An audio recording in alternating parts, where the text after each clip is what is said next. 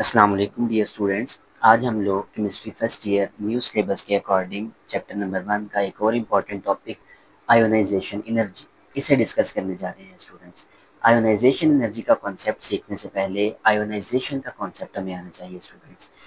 Let's say students ये हमारे पास sodium का एक एटम है। अब आप लोग जानते हैं कि सोडियम का एटॉमिक नंबर 11 के इक्वल है स्टूडेंट्स, और जितना किसी एटम का एटॉमिक नंबर होगा उतने ही उसके अंदर नंबर ऑफ प्रोटॉन्स और उतने ही उसके अंदर नंबर ऑफ इलेक्ट्रॉन्स होंगे स्टूडेंट्स। तो सोडियम के अंदर नंबर ऑफ प्रोटॉन्स 11 के इक्वल, और बाहर जो शेल्स के अंदर इलेक्ट्रॉन्स रिवॉल्व कर रहे हैं वो भी 11 के इक्वल है स्टूडेंट्स। वो 11 इलेक्ट्रॉन्स में से 2 इलेक्ट्रॉन्स के शेल में, 8 इलेक्ट्रॉन्स एल शेल में और 1 इलेक्ट्रॉन एम शेल में रिवॉल्व कर रहा है स्टूडेंट्स। अब जब हम इस न्यूट्रल एटम को एनर्जी प्रोवाइड करते हैं स्टूडेंट्स, तो इसका वैलेंस शेल इलेक्ट्रॉन इससे रिलीज हो जाता है स्टूडेंट। तो हमारे पास सोडियम का एक पॉजिटिव आयन या केटाइन फॉर्म होता है स्टूडेंट्स। तो ये प्रोसेस जिसके अंदर एक न्यूट्रल एटम इलेक्ट्रॉन लूज करता है और हमारे पास पॉजिटिव आयन बनता है, इसको हम लोग आयोनाइजेशन का नाम देते हैं स्टूडेंट्स। तो ionization means the loss of electrons from an isolated gaseous atom to make positive ion students. अब energy is required to remove an electron from any atom. कोई भी एटम इटसेल्फ इलेक्ट्रॉन लूज नहीं करता students, हमें उसे energy provide करनी पड़ती है कि वो उस इलेक्ट्रॉन को लूज करे, और वो कम से कम एनर्जी जो हम किसी एटम को मुहैया करते हैं, उसे प्रोवाइड करते हैं कि वो अपना सबसे लूजली बाउंडेड इलेक्ट्रॉन उसे रिलीज कर दे, उसको हम लोग आयोनाइजेशन एनर्जी का नाम देते हैं स्टूडेंट्स।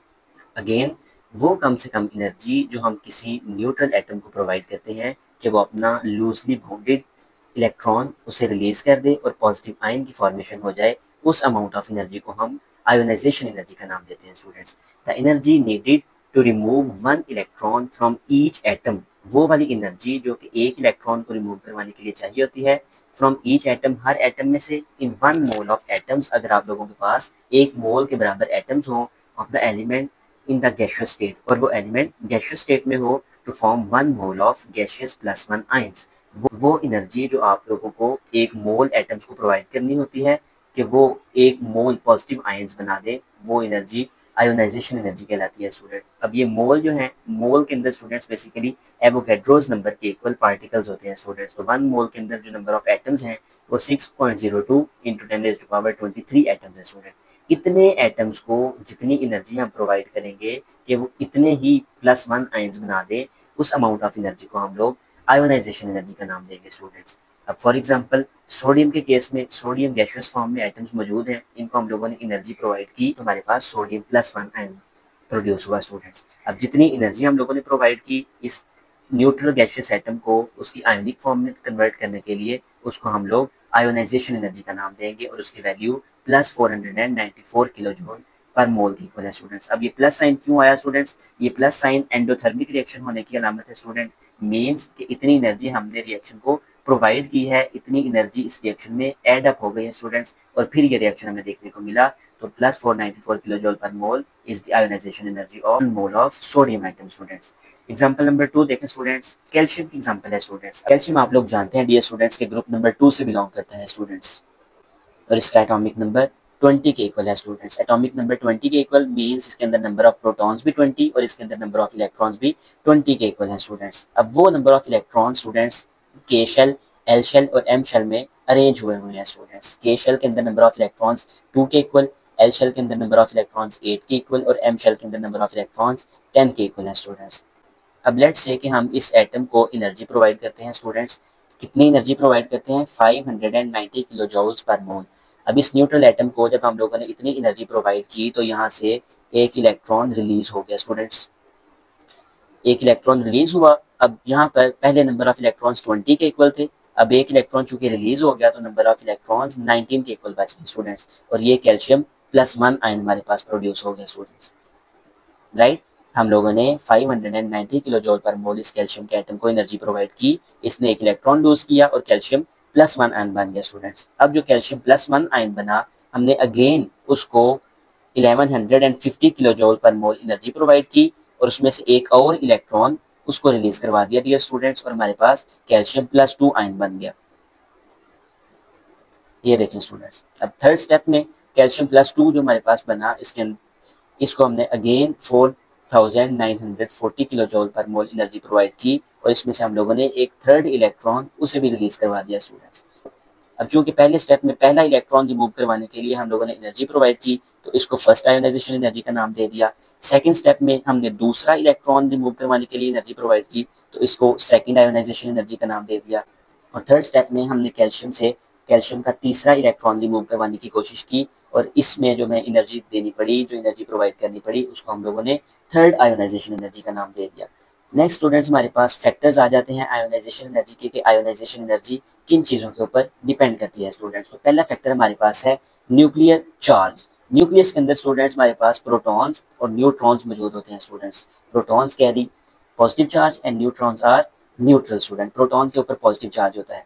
अब स्टूडेंट्स, प्रोटॉन हमारे पास सेंटर में मौजूद है, और सेंटर हमारे पास पॉजिटिवली चार्ज है स्टूडेंट्स। आउटर शेल में स्टूडेंट्स हमारे पास इलेक्ट्रॉन्स मौजूद होते हैं। लेट्स से के शेल के अंदर 2 इलेक्ट्रॉन्स हैं, एल शेल के अंदर 8 इलेक्ट्रॉन्स हैं।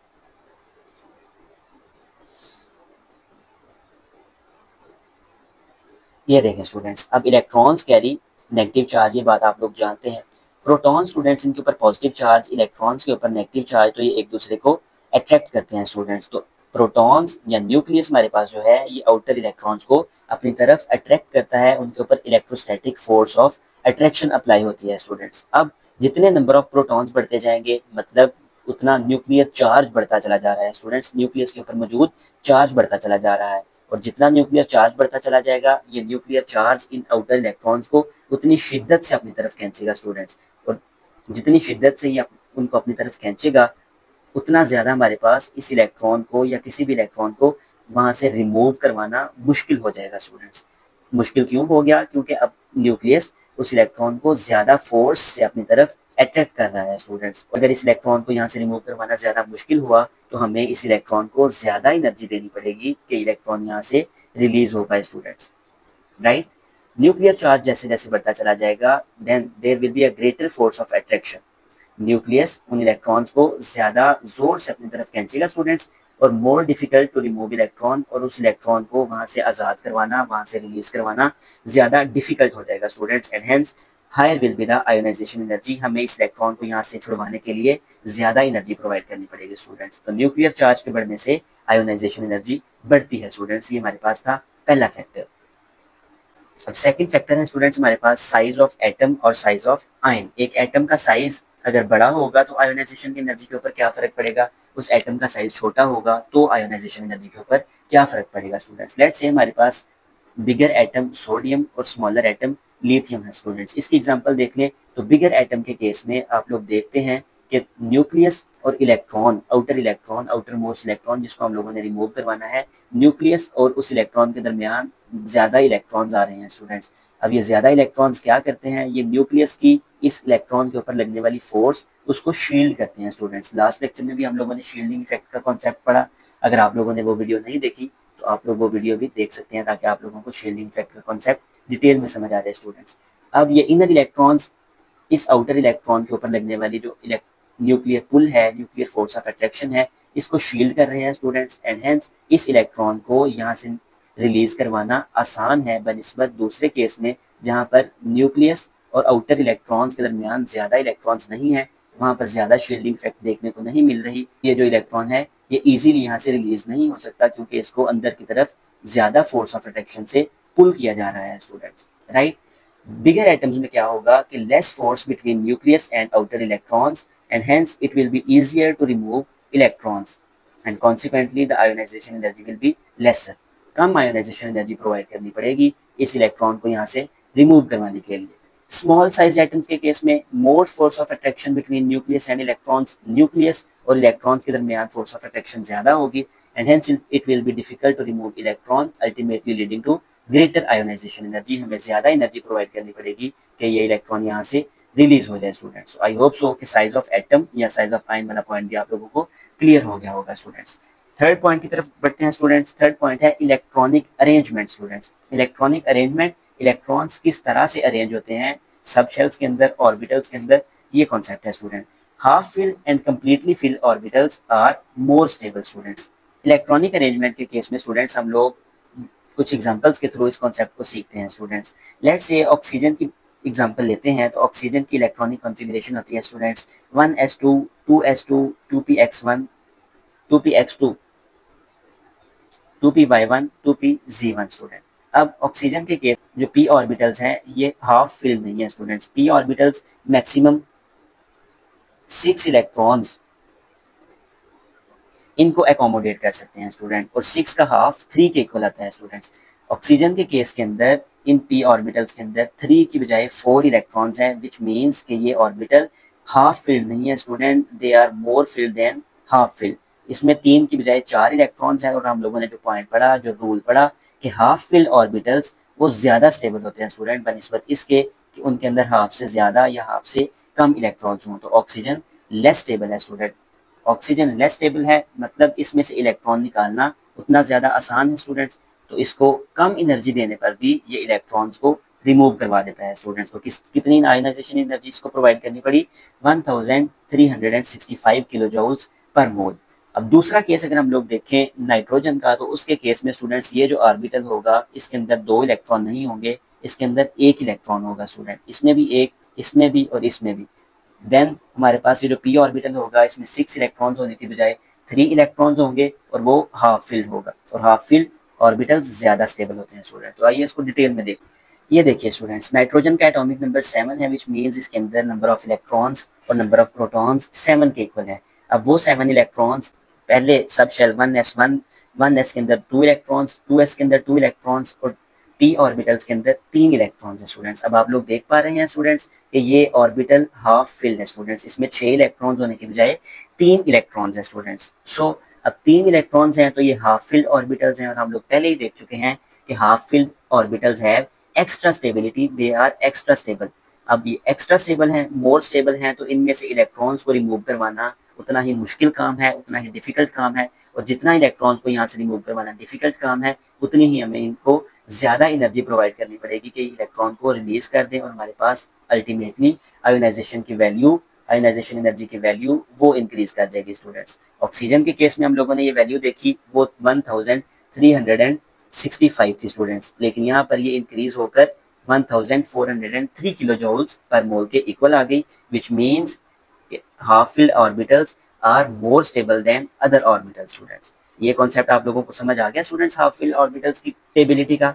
नेक्स्ट केस देख लेते हैं कंप्लीटली फिल्ड ऑर्बिटल्स। अब ये बात है स्टूडेंट्स कंप्लीटली फिल्ड ऑर्बिटल्स के लिए, तो कंप्लीटली फिल्ड ऑर्बिटल्स हमारे पास पीरियोडिक टेबल में नोबल गैसेस के होते हैं स्टूडेंट्स। लेट्स से हम लोग नियॉन की बात कर लेते हैं। नियॉन के अंदर 10 इलेक्ट्रॉन्स हैं स्टूडेंट, 2 इलेक्ट्रॉन 1s ऑर्बिटल में, 2 इलेक्ट्रॉन 2s ऑर्बिटल में, और बाकी के 6 इलेक्ट्रॉन 2p ऑर्बिटल्स में स्टूडेंट, जिसमें से 2px के अंदर भी 2 इलेक्ट्रॉन्स हैं, 2py के अंदर 2 इलेक्ट्रॉन्स हैं, और 2pz के अंदर 2 इलेक्ट्रॉन्स हैं। अब आप लोग देख रहे हैं स्टूडेंट्स कि ये ऑर्बिटल्स कंप्लीटली फिल्ड हैं, हर एक के अंदर 2-2 इलेक्ट्रॉन हैं, तो 2-2 इलेक्ट्रॉन अगर पूरे हुए तो भी इनकी स्टेबिलिटी बहुत ज़्यादा हो जाएगी स्टूडेंट, और जितनी इनकी ज़्यादा स्टेबिलिटी होगी उतना मुश्किल होगा यहाँ से इलेक्ट्रॉन को रिमूव करवाना, और जितना इलेक्ट्रॉन को यहाँ से रिमूव करवाना मुश्किल होगा हमें उतनी ज़्यादा एनर्जी प्रोवाइड करनी पड़ेगी कि इस एटम को आयोनाइज कर सके स्टूडेंट्स।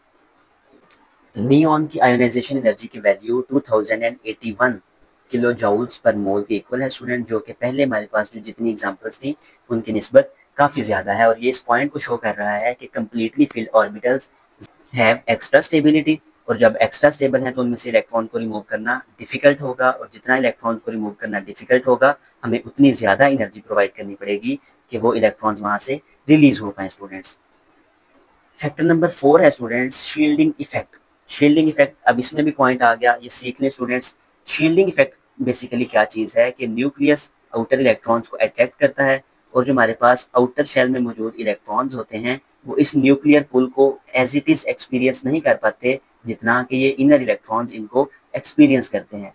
ऐसा क्यों होता है कि जो आउटर इलेक्ट्रॉन्स हैं वो इस न्यूक्लियर पुल को कम महसूस करते हैं? उसकी रीज़न ये है स्टूडेंट्स कि इनर शेल के अंदर जो मौजूद इलेक्ट्रॉन्स होते हैं ये न्यूक्लियस की फोर्स को इन इलेक्ट्रॉन्स के ऊपर उतना ज़्यादा एक्ट नहीं होने देते स्टूडेंट्स, उतना ज़्यादा इम्पैक्ट कॉज नहीं करने देते स्टूडेंट्स, इम्पैक्ट एक्सर्ट नहीं होने देते स्टूडेंट्स। दैट्स वाई के जो आउटर इलेक्ट्रॉन्स होते हैं they feel lesser nuclear pull और lesser force of attraction students. तो ये वो पॉइंट है शील्डिंग इफेक्ट का कि inner electrons shield the nuclear pull exerted by the nucleus. Shielding effect अब स्टूडेंट्स जितना ज़्यादा होगा उतना ही इन आउटर इलेक्ट्रॉन्स और न्यूक्लियस के दरमियान फोर्स ऑफ अट्रैक्शन कम पड़ जाएगी students. Greater the shielding effect lesser will be the force of attraction of nucleus on outer electrons. और ऐसा करने से जब इनके दरमियान फोर्स ऑफ अट्रैक्शन कम होगी तो ये electrons easier to remove electron के ये इलेक्ट्रॉन्स को रिमूव करना आसान हो जाएगा और थोड़ी एनर्जी प्रोवाइड करने पर ही ये इलेक्ट्रॉन्स इस एटम से रिलीज होकर और रिलीज हो जाएंगे और हमारे पास आयोनाइजेशन का प्रोसेस देखने को मिलेगा स्टूडेंट्स। तो शील्डिंग इफेक्ट जितना ज़्यादा बढ़ता जाएगा उतना न्यूक्लियस और आउटर मोस्ट इलेक्ट्रॉन्स के दरमियान फोर्स ऑफ अट्रैक्शन कम होती चली जाएगी और उतना ही ईजी हो जाएगा इन इलेक्ट्रॉन्स को यहाँ से रिमूव करना स्टूडेंट्स। लास्ट पॉइंट है स्टूडेंट्स हमारे पास फैक्टर्स में स्पिन पेयर रिपल्शन। अब एक ऑर्बिटल के अंदर देखें स्टूडेंट्स तो दो पॉसिबिलिटीज़ हैं, या तो वो ऑर्बिटल कम्प्लीटली फिल्ड होगा, मीन्स कि उसके अंदर दो इलेक्ट्रॉन्स होंगे जो कि ऑपोजिटली स्पिन कर रहे होंगे, या उसके अंदर एक इलेक्ट्रॉन होगा स्टूडेंट्स। अगर तो वहाँ पर ऑर्बिटल के अंदर दो इलेक्ट्रॉन्स हुए तो आप लोग जानते हैं कि एक इलेक्ट्रॉन के ऊपर नेगेटिव चार्ज, दूसरे इलेक्ट्रॉन के ऊपर भी नेगेटिव चार्ज, अगर ये पेयर की फॉर्म में हुए तो ये दोनों इलेक्ट्रॉन्स एक दूसरे को रिपेल करेंगे स्टूडेंट्स। और जब ये एक दूसरे को रिपेल करेंगे तो एक दूसरे से दूर रहने की कोशिश करेंगे स्टूडेंट्स। अब इस रिपल्शन की वजह से इस ऑर्बिटल की स्टेबिलिटी स्टूडेंट्स कम हो गई है क्योंकि ये एक दूसरे को अपोज कर रहे हैं, एक दूसरे को रिपेल कर रहे हैं स्टूडेंट्स। दूसरे केस में सिंगल इलेक्ट्रॉन जब यहाँ पर मौजूद है तो इसको किसी भी तरह की रिपल्शन का सामना नहीं है स्टूडेंट्स, ये ज़्यादा स्टेबल है। तो ये जो हाफ फिल्ड ऑर्बिटल है मोर स्टेबल है स्टूडेंट्स, मोर स्टेबल है क्योंकि यहाँ पर रिपल्शन नहीं है इसको, इस इलेक्ट्रॉन को किसी दूसरे इलेक्ट्रॉन की, और ये हमारे पास लेस स्टेबल है, लेस स्टेबल है। When electrons are paired repulsion increases, they get less stable, उनकी स्टेबिलिटी कम हो जाती है स्टूडेंट्स। और जब उनकी स्टेबिलिटी कम हो जाएगी तो उन इलेक्ट्रॉन्स को वहाँ से रिमूव करना आसान हो जाएगा, और जब उन इलेक्ट्रॉन्स को वहाँ से रिमूव करना आसान हो जाएगा तो हमें ज़्यादा एनर्जी प्रोवाइड करने की ज़रूरत नहीं, कम एनर्जी प्रोवाइड करने पर भी ये इलेक्ट्रॉन्स यहाँ से रिलीज हो जाते हैं और हमारे पास पॉजिटिव आयंस प्रोड्यूस हो जाते हैं students. And lower will be the ionisation energy students. ये एग्जांपल हम लोग क्रोमियम और मैंगनीज के केस में देखते हैं स्टूडेंट्स। क्रोमियम का एटॉमिक नंबर 24 के इक्वल है स्टूडेंट्स और मैंगनीज का एटॉमिक नंबर 25 के इक्वल है स्टूडेंट्स। अब मैंगनीज की एग्जांपल अगर देख लें तो आर्गॉन 18 इलेक्ट्रॉन्स यहाँ पर एकोमोडेट हो गए स्टूडेंट्स। नेक्स्ट हमारे पास 7 इलेक्ट्रॉन्स हैं, उनमें से 5 इलेक्ट्रॉन्स 3D हैं और 2 इलेक्ट्रॉन्स 4s में चले गए स्टूडेंट्स। 4s वाले इलेक्ट्रॉन्स आउटर मोस्ट इलेक्ट्रॉन्स है हमारे पास यहाँ पर। अब ये देखिए स्टूडेंट्स, ये इलेक्ट्रॉन्स यहाँ पर पेयर्ड हैं। अब चूंकि इलेक्ट्रॉन्स यहाँ पर पेयर्ड हैं तो एक दूसरे को ये रिपेल करते हैं स्टूडेंट्स, एक दूसरे से दूर कर देते हैं स्टूडेंट्स। अब इन रिपल्शन के नतीजे में इस ऑर्बिटल की स्टेबिलिटी कम हो गई और इसको कम एनर्जी प्रोवाइड करने पर भी आयोनाइजेशन का प्रोसेस देखने को मिल सकता है स्टूडेंट्स। लेकिन दूसरे केस में, क्रोमियम के केस में, ये 4s का ऑर्बिटल में इलेक्ट्रॉन्स अनपेयर्ड है, सिंगल इलेक्ट्रॉन मौजूद है स्टूडेंट। सो ये ज़्यादा स्टेबल है और इसको ज़्यादा एनर्जी प्रोवाइड करनी पड़ेगी कि यहाँ से इलेक्ट्रॉन रिलीज हो पाए स्टूडेंट्स। तो क्रोमियम की आयोनाइजेशन एनर्जी मैंगनीज की आयोनाइजेशन एनर्जी से ज़्यादा होगी स्टूडेंट्स। नेक्स्ट आ रहे हैं students periodic trends. Ionisation energy के पीरियोडिक टेबल के अंदर ट्रेंड्स की बात कर लें स्टूडेंट तो ग्रुप के अंदर और पीरियड के अंदर आयोनाइजेशन एनर्जी कैसे वेरी करती है स्टूडेंट्स। ग्रुप के अंदर students ionization energy from top to bottom decrease करती है और पीरियड के अंदर from left to right increase करती है स्टूडेंट्स। इसकी रीजंस जान लेते हैं students. Group ionization energy decreases down a group, top से बॉटम की तरफ आयोनाइजेशन एनर्जी डिक्रीज करती चली जाती है students. Why it decreases? Because there is an increase in atomic size, atomic size बढ़ता चला जाता है स्टूडेंट्स। जैसे जैसे हम टॉप से बॉटम की तरफ मूव करें तो हमारे पास एटम का साइज बढ़ता चला जाता है स्टूडेंट्स। एटम का साइज जैसे जैसे बिगर होता चला जाएगा तो न्यूक्लियस और आउटर इलेक्ट्रॉन्स के दरमियान फोर्स ऑफ अट्रैक्शन कम होती चली जाएगी और आउटर इलेक्ट्रॉन्स को रिमूव करना ईजी होता चला जाएगा students. Increase in shielding effect, ये पॉइंट भी क्लियर हो गया स्टूडेंट्स। नेक्स्ट हमारे पास एक ट्रेंड है ग्रुप नंबर 1 के लिए कि लिथियम की आयोनाइजेशन एनर्जी सोडियम से ज़्यादा है स्टूडेंट। सोडियम की पोटाशियम से, पोटाशियम की रुबिडियम से एंड रुबिडियम की अल्टीमेटली सीजियम से आयोनाइजेशन एनर्जी ज़्यादा है स्टूडेंट। और ये पॉइंट हम लोग देख चुके हैं कि from top to bottom ionisation energy decrease करती है स्टूडेंट्स, विच मीन्स कि पहले वाला जो एलिमेंट होगा उसकी आयोनाइजेशन एनर्जी ज़्यादा, बाद में आने वाले की कम, उससे बाद में आने वाले की मजीद कम, उससे बाद में आने वाले की उससे भी कम स्टूडेंट्स। तो ये कॉन्सेप्ट था ग्रुप के अंदर आयोनाइजेशन एनर्जी डिक्रीज होने का स्टूडेंट्स।